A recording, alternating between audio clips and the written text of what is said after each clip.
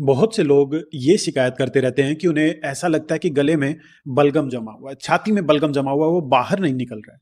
वो खांसते रहते हैं, कई बार तो खांसते-खांसते खून भी आ जाता है, पर बलगम बाहर नहीं आता।